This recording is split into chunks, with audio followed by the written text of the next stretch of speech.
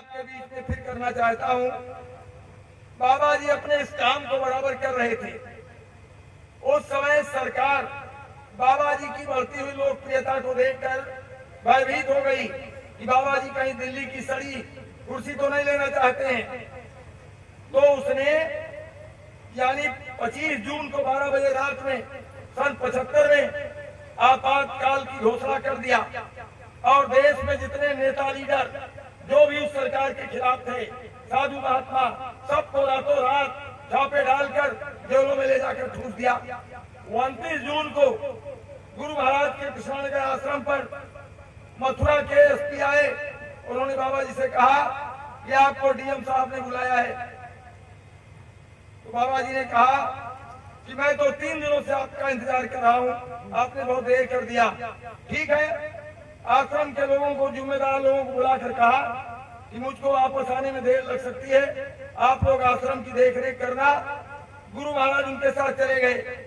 वहां जब गए तो कहा साहब किस लिए याद किया?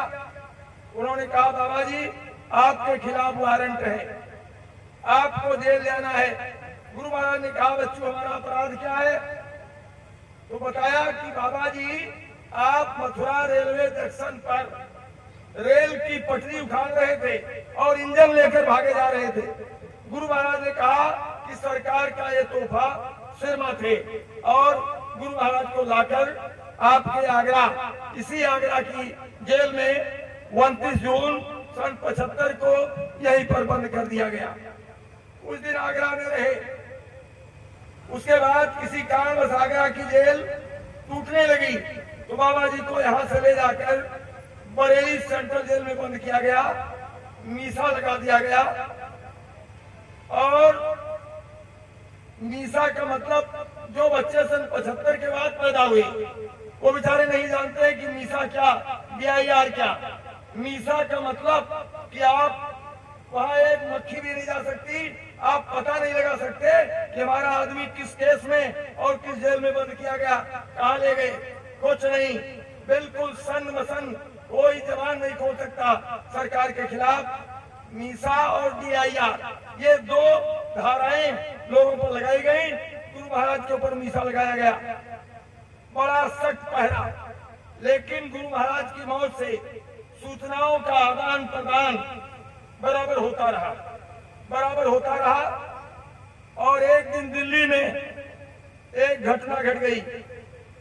देश की उस समय की बेवा प्रधानमंत्री का 32 गाड़ियों का काफिला दिल्ली में कहीं जा रहा था और उस गाड़ी के काफिले को बाबा जी ने एक सफेद कार में बैठकर रॉन्ग साइड से क्रॉस किया। बाबा जी बरेली जेल में बंद हैं और सफेद बसधारी महात्मा ने सफेद कार में बैठकर उस काफिले को रॉन्ग साइड से क्रॉस किया। CID वालों ने कार का नंबर नोट किया, RTO ऑफिस में जाकर पता लगा कि वो कार लखनऊ महानगर के रहने वाले शिव कुमार अग्रवाल की है। शिव कुमार अग्रवाल के पास CID पुलिस पहुंची।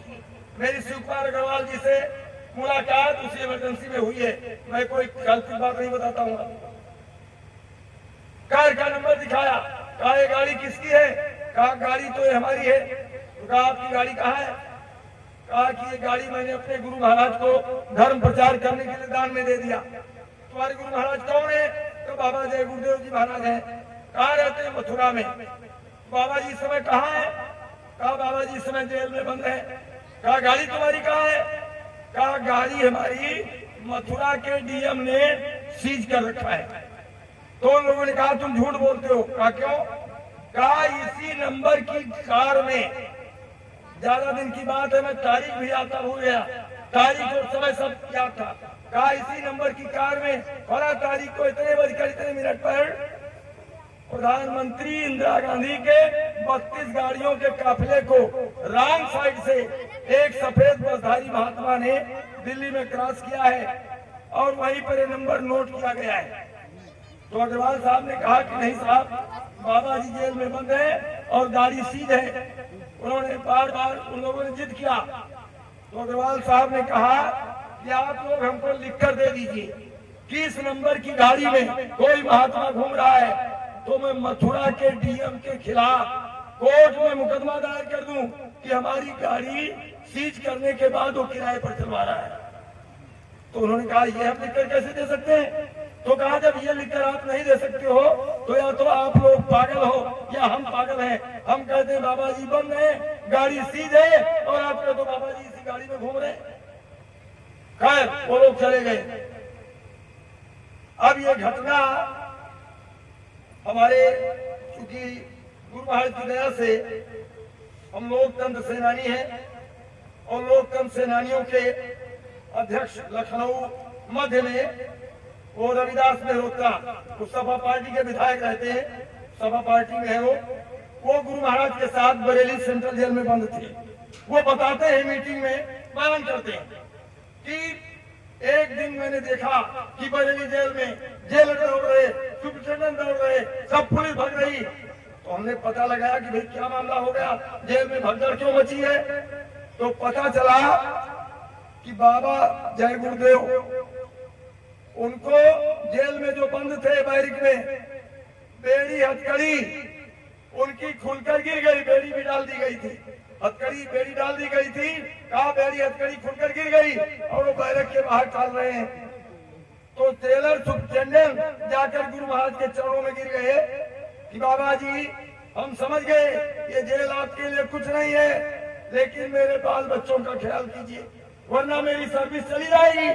जब इस तरह से उन लोगों ने प्रार्थना किया तो गुरु महाराज ने बेड़ी हथकड़ी डाल लिया और बैरक के अंदर चले गए। जब पता लगाया गया तो उसी दिन की घटना थी जिस दिन दिल्ली में वो घटना घटी थी, उसी दिन बरेली जेल में उसी टाइम पर ये घटना घटी थी। आपको मैं बताना चाहता हूँ कि बाबा जी क्या नहीं कर सकते हैं, क्या नहीं कर सकते हैं। सतगुरु की कोई खबर लाता नहीं, गम जुदाई का सहा जाता नहीं। सतगुरु की कोई खबर लाता नहीं, गम जुदाई का सहा जाता नहीं। कोई संदेशा उनसे जाके ये कहो, कोई संदेशा उनसे जाके ये कहो, बिन तेरे हमसे जिया जाता नहीं। सतगुरु की कोई खबर लाता नहीं, गम जुदाई का। वहां से बरेली सेंट्रल जेल से उनको फिर ले जाकर तिहाड़ जेल दिल्ली और दिल्ली में रखा। फिर उनको काले शीशे की गाड़ी में बंद करके वाले एरोप्लेन से वहां ले गए बंगलौर और फिर वहां कार में काले शीशे की कार में बैठाकर बंगलौर जेल में पहुंचाया और कहा कि ये उत्तर प्रदेश का शातिर डकैत है। वहां के जेलर से कहा कि ये उत्तर प्रदेश का शातिर डकैत है जो जेल में बंद रहने के बाद भी जेल से बाहर निकल जाता है, इसकी ठीक से देख रेख कीजिए। लेकिन बाबा जी को देखकर वहां के जेलर ने कहा क्या उत्तर प्रदेश की सरकार आपसे बहुत नाराज है? कहा आप समझ लीजिए। तो उन्होंने कहा मुझको तो आपसे कोई परेशानी नहीं है, डंडा बेड़ी पड़ी थी, बेड़ी डलवाया।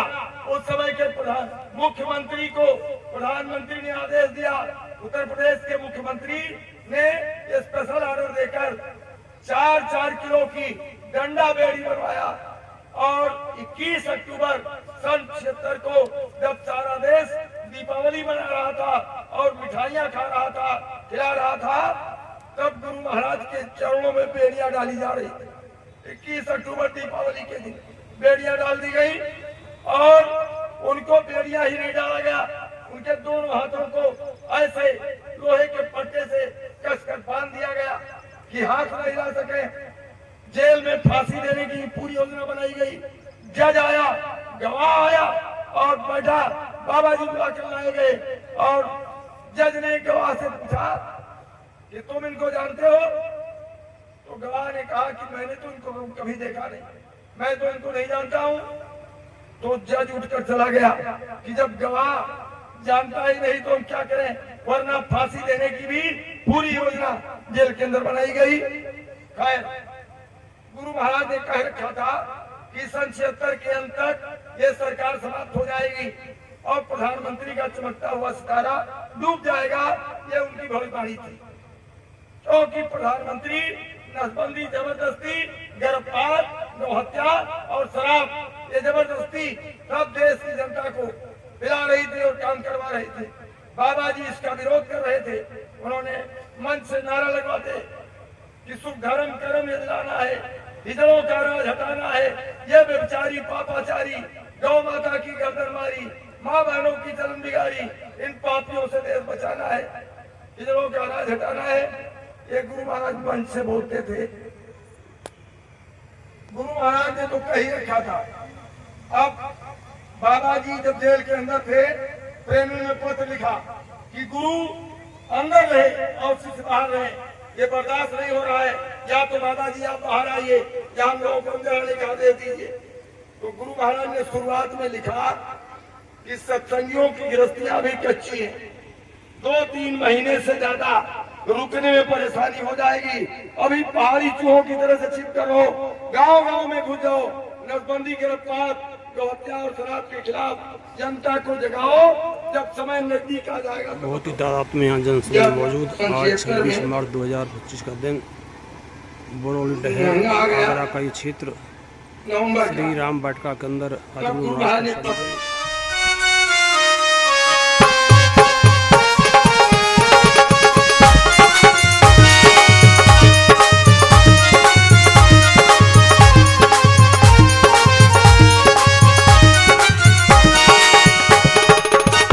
जय गुरुदेव ही राजक होगा दुनिया के प्राणी का, और सभी भरोसा करने लगे गुरुदेव की बाणी का।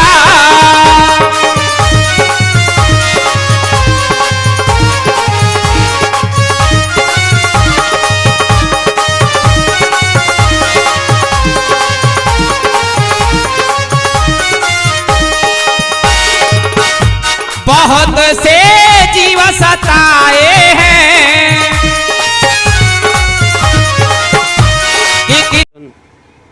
एक पत्र लिखा पहले मार्च तक के लिए जो समारोह चला हुआ है, यहाँ बात समझिया, हम आप सभी निराश ऐसे हम लोग निराश हो गए कि जब गुरु महाराज ही जेल चले गए तो क्या होगा, कुछ नहीं। तो गुरु महाराज ने एक पत्र लिखा, बड़े ध्यान से आप सुने। पत्र में पहले 3 दोहे लिखे। पहला दोहा लिखा था कि संत वचन पलटे नहीं और पलट जाए ब्रह्मांड। ये ब्रह्मांड पलट सकता है, लेकिन संत के वचन पलट नहीं सकते हैं। इसको हर गुरु भाई गुरु बहन अपने दिल दिमाग में बिल्कुल मजबूती के साथ रखिए। फिर दूसरा दोहा लिखा कि गुरु को रखिए माथ पर। जिस गुरु ने नामदान दिया है, उनकी मूर्त सूरत को, फोटो को नहीं, अगर आपने उनको देखा है, नामदान दिया है, उनके चैतन्य रूप को, उस गुरु को रखिए माथ पर और चलिए आज्ञा बनाएं, आदेश के पालन में लगे रहिए। गुरु मूर्त को अपने मस्तक पर बिठाए रहो। कहे कबीर का दास को 3 लोक भय नाय, तीनों लोकों में उसका कोई बाल बाका नहीं कर सकता। और तीसरा दोहा लिखा था कि गुरु माथे से उतरे। जिस गुरु ने नामदान किया, जिस गुरु ने कहा कि जब तक कोई तारीफ नहीं होता, कोई फर्क नहीं होता,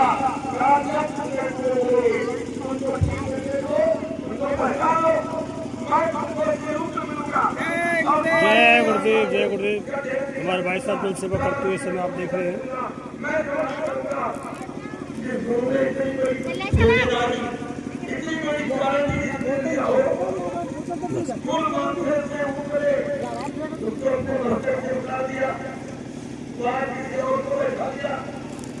और धूना हुए। और गुरु महाराज ने क्या भजन कर रखे हैं, क्या बातें कर रखी हैं, सारी बातें भूल गई। सातों काल धरती है राज संगे कोई नहीं बचा पाएगा, सरकार बची जाएगा। ये गुरु महाराज ने लिखा, इसको हम लोगों ने पढ़ा सुना तो बहुत धीरे पढ़ा और बल मिला।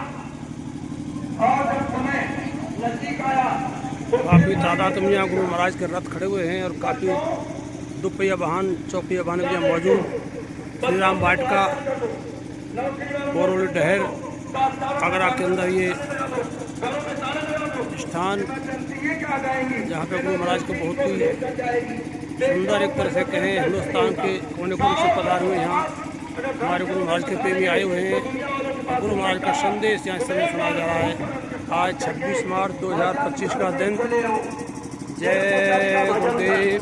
एक बार लिखा कि जेल में तुम्हारी ससुराल है, एक पत्र में भी लिखा था कि जेल में तुम्हारी ससुराल है। एक बार कहा कि भजन घर में चले आओ, तुम्हारा कोई नुकसान नहीं होगा, अगर कोई नुकसान होगा तो उसकी पूर्ति मुझसे करवा लेना। गुरु महाराज के ये छोटी सी स्टाइल जो हमारे पैसा भी यहाँ टोपी है, बिल्ला है, शॉल हैं, जैकेट हैं, कैप हैं, पुस्तक हैं, गुरु महाराज के चित्र हैं। हिंदुस्तान की सारी जेलें भर गई, 20,000 आदमी तो केवल उत्तर प्रदेश में सब चले गए जेलों में। और बिल्कुल सरकार घबरा गई। ये घटना सब दिसंबर में हुई और सरकार मजबूर हो गई। 18 जनवरी को लोकसभा भंग हो गई।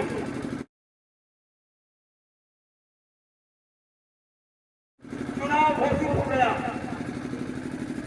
बाबा जी को फिर बंगलौर से 4 दिन दिल्ली लाया गया और जैसा राठौर साहब ने बताया, बड़े बड़े उनके गुरु और राज्यपाल और चौन लोग जेल में गए और बाबा जी से कहा, बाबा जी ये गुरु महाराज के झंडे तो क्या करना है, काम को कुछ नहीं करना है।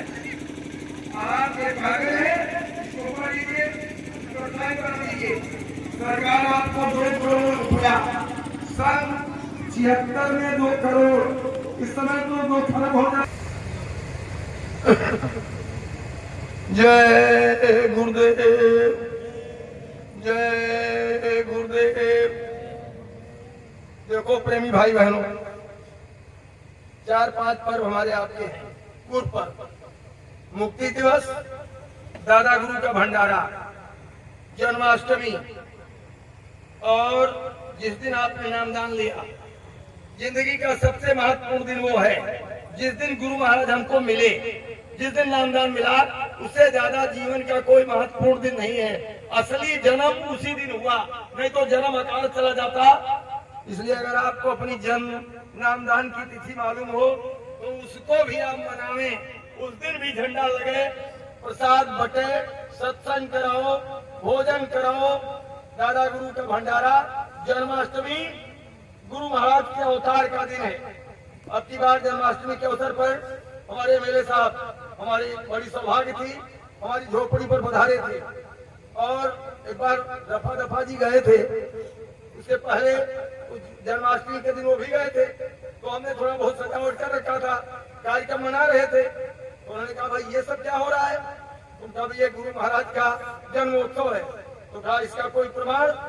तुम कहा हमारे यहाँ के संचालक थे, पुराने प्रेमी मेरे साथ जानते हैं और लोग भी जानते हैं, हरे राम तिवारी जी, वो संचालक थे। गोंडा बहराइच और नेपाल रात देखते थे।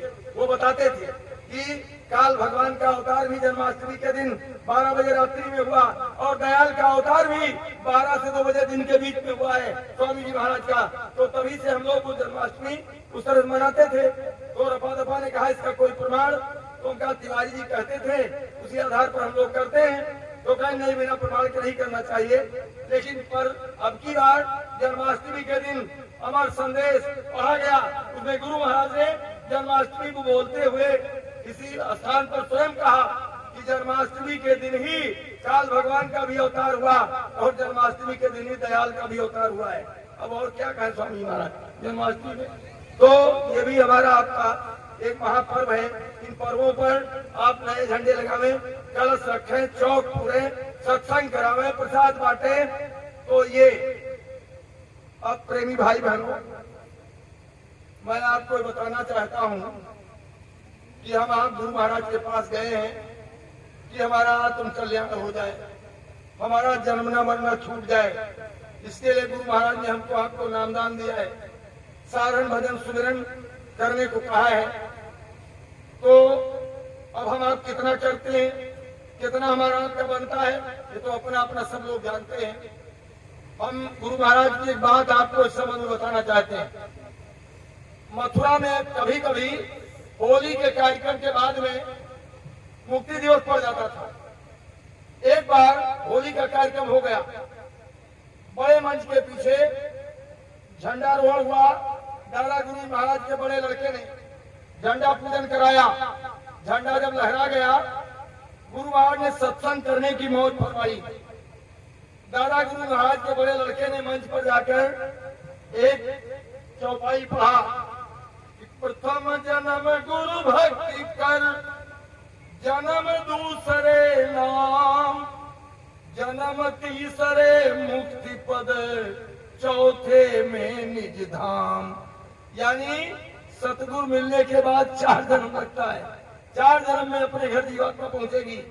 जैसे इसको पढ़ा, स्वामी जी महाराज ने कहा जी इसको बंद करो, ये उनके लिए है जिनके समय महापुरुष नहीं थे। आओ बच्चे बच्चियों, मैं तो तुम्हारे सामने मौजूद हूँ, अगर तुम मेरी 2 बातें मांग लोगे, 2 बातें, मैं तुम्हारा 4 जन्म का काम इसी जन्म में पूरा कर दूंगा। दोनों बातें बताया। पहली बात बताया कि तुम मेरे आदेशों का पालन करते चलो, और दूसरी बात बताया कि तुम मुझसे प्रेम कर लो। 2 बातें। अब दोनों बातों के थोड़ा विस्तार में आ जाइए। मालिक ने 52 से और 2012 तक कितना आदेश दिया, सब आदेश हम लोग नहीं जानते हैं। हमेशा हम लोग नहीं रहे, नहीं पालन किए। कुछ आदेश तो कुछ समय के लिए थे, जैसे 74 में कहा कि सभी नए पुराने हारे जीते, एमएलए अपनी मतदान झाड़ू से निकाल कर बाहर करो। 1 वोट देना 100 गो हत्या के पाप के बराबर है। उसकी लिखाई की गई, प्रचार किया गया सन 74 में। और 77 में कहा कि जनता पार्टी के लोगों को अपना वोट दे दो, इनको जिताओ, इन्होंने धर्म की स्थापना का वादा किया है। अब 74 का आदेश खत्म हो गया। उस समय जिन्होंने पालन किया उसका लाभ मालिक उनको दिए वो देंगे। 77 में फिर भूम ज्योतक बना, दूरदर्शी बना दिया, दूरदर्शी को वोट दिलाया, भूम ज्योतक बना दिया, उसको वोट दिलाया।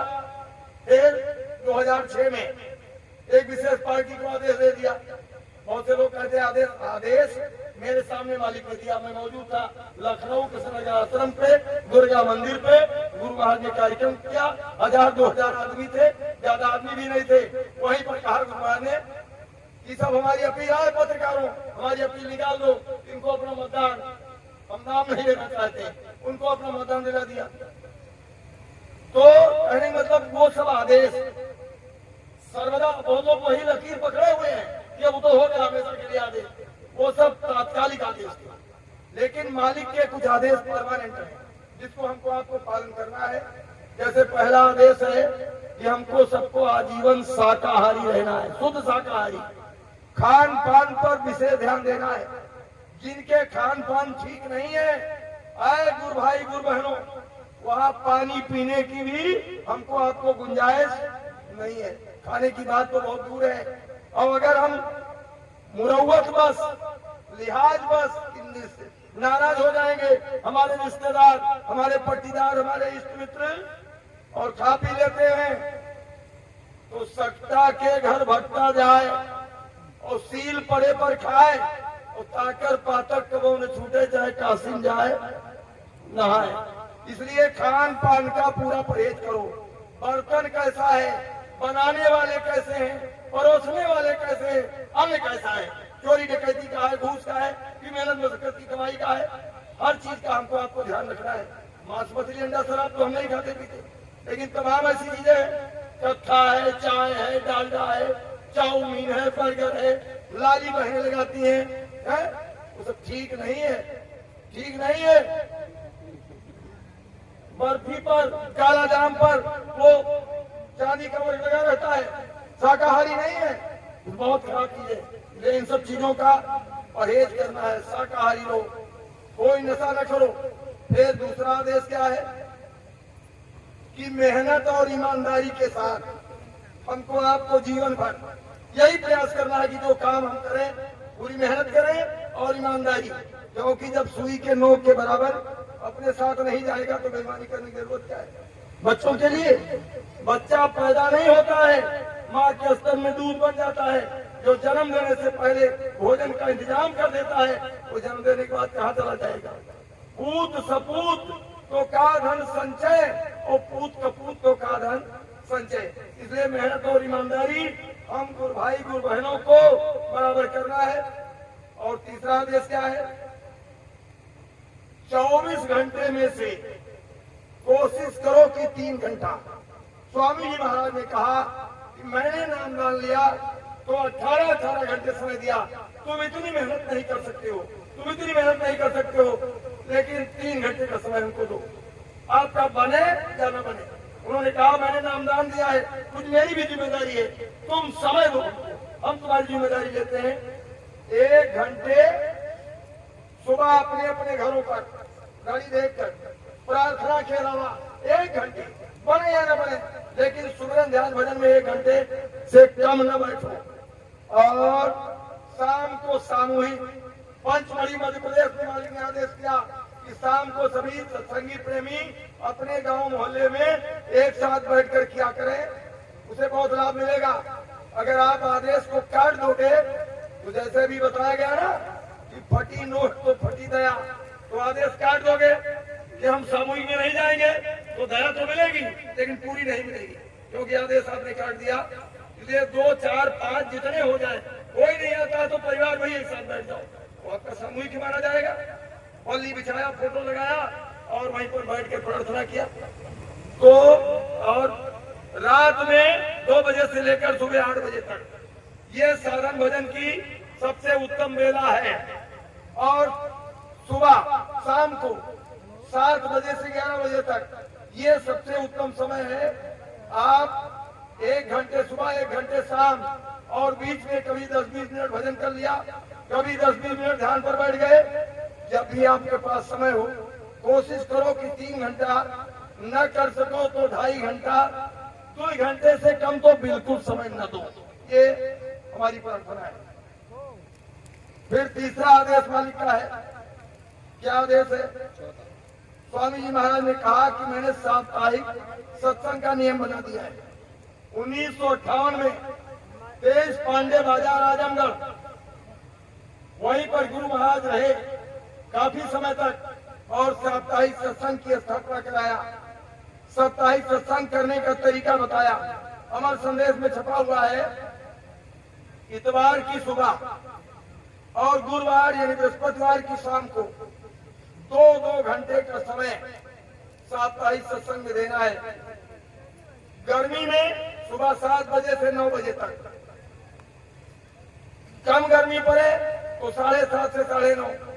ऐसे शाम को इतवार की सुबह और गुरुवार की शाम को स्वामी जी ने कहा कि 2-3 प्रार्थना करो, 2-3 प्रार्थना करो, फिर आधे घंटे ध्यान बैठ जाओ सब लोग, सुमिरन नहीं उसमें, आधे घंटे ध्यान, फिर आधे घंटे भजन, 1 घंटा, फिर 1 प्रार्थना करो।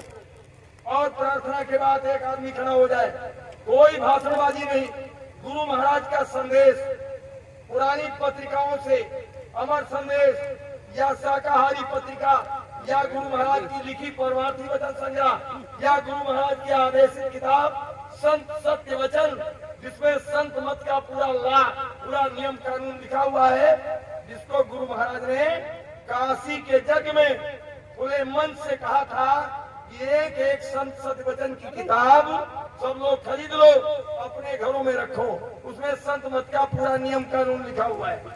ऐसी किसी पुस्तक से एक आदमी 15-20 मिनट तक पढ़े खड़ा होकर और सब लोग सुने, उसकी व्याख्या न करे, ऐसे लिखा है कि उसकी व्याख्या न करे, और फिर उसके बाद कोई आपस में नाम रूप स्थान भूलता हो, सुमिरन ध्यान भजन की विधि ठीक से न जानता हो, तो एक दूसरे से पूछ लो। ये सब स्वामी जी के वचन है।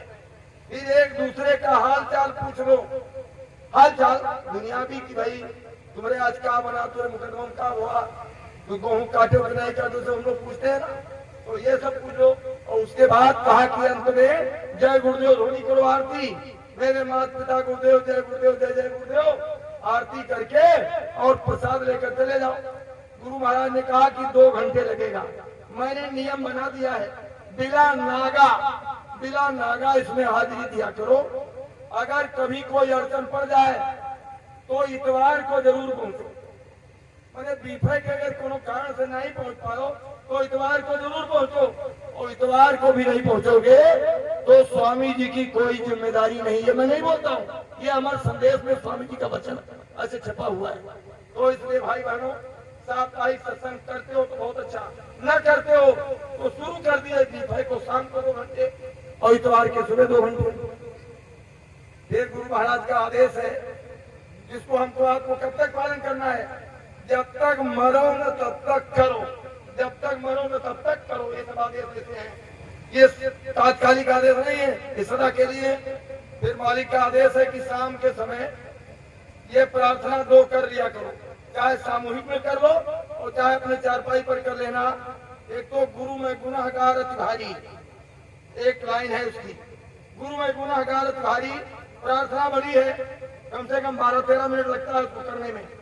और दूसरी प्रार्थना है कि जीवन का भार है सौंप दिया गुरुदेव तुम्हारे चरणों में। ये प्रार्थना मंदिर में बहुत दिनों तक होती भी थी, बाद में लोगों ने बदल दिया।